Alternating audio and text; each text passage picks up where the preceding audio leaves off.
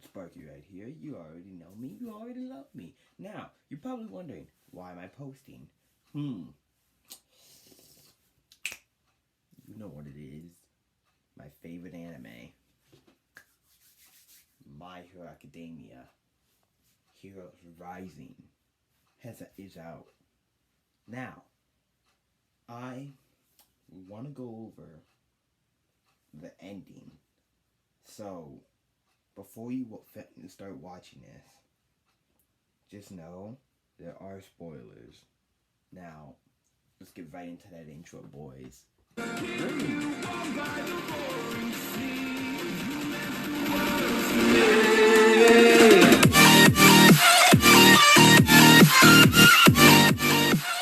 specific things over it entail with different parts of the story.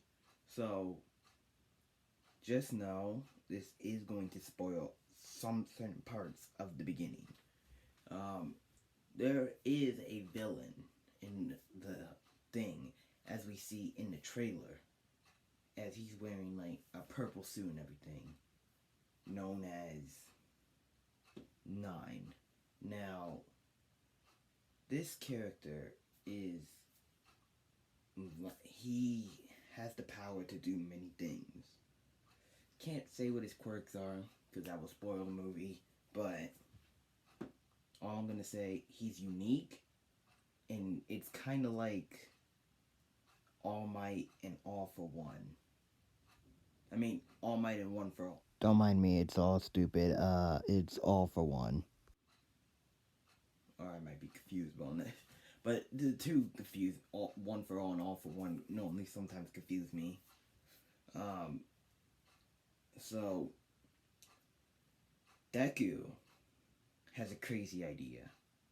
And the crazy idea is giving Bakugo Deku's power and fusing it with Bakugo for Bakugo to be his process. His, to give his power on, to make it on to grow stronger. He does that. And it works. And Deku has his final blow. And that final blow allows Deku to see the embers on how All Might lived. And then All Might shows up to this island where they were at. It's making no sense to you, but it will soon. But then All Might showed up, came to Deku, had a talk with him, and found out that Bakugo still didn't have the Bakugo's power left. Bakugo's memory left from that. He had no memory of having the power. But Deku remembered everything. And also Deku had the power back towards him. Of course, if he wants to be #1 hero, how is this plotline gonna work?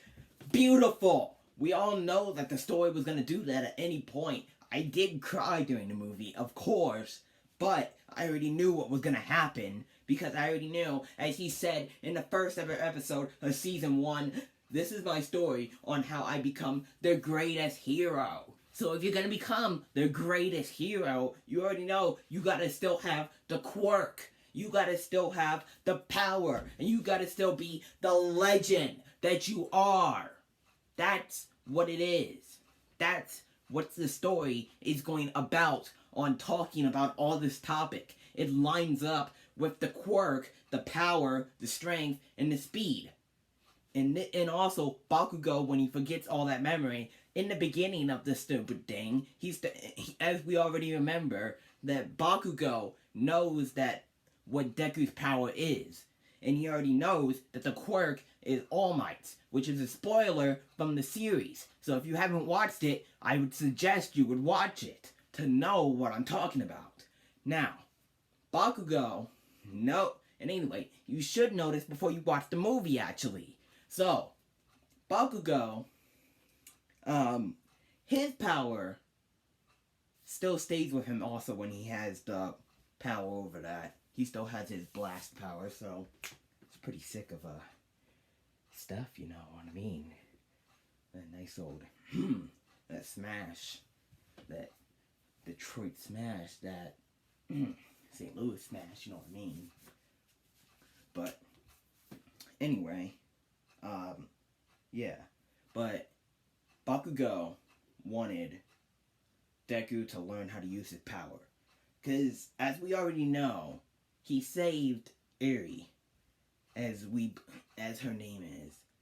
And she allowed him to control 100% of his power. Right. But he said he can only control 25% or 20% on his own. And somehow, near the end, he accesses it to 100%. How do you do this in a plot line? That kind of confuses the story, but I understand it as well. He's using all of his power that he's gained from all this knowledge. He's using it as he's passing on the Bakugo. It's just like All Might, who used all of his power at last second with growing his big arm and going United States Smash. So, on that concept, that's what that is about. So, yeah.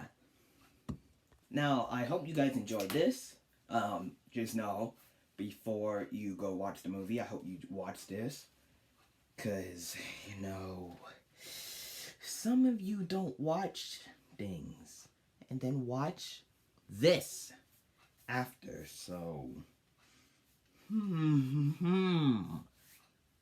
some of y'all should go out there and watch this. Because I saw some people in the theater with me. Yeah, and there was a lot of people that already knew about all this plot line, hopefully. So, I'm hoping you're one of those people that stayed on topic and watched the thing before you go watching it, not knowing a single thing, just going in there from when you're on season 2 or season 1, and you're like, oh, I want to watch this movie. No. Watch this. You'll understand the plot line. I want you to understand some of the plot line. At least enough to where you can understand the movie.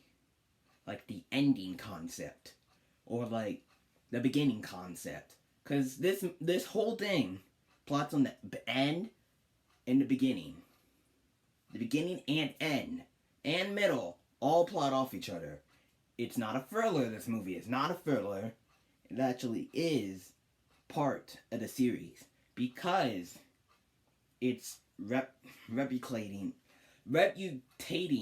off of how the season went. And how seasons go on. As we already know, season 1, season 2, season 3, and season 4. It's like showing data from that.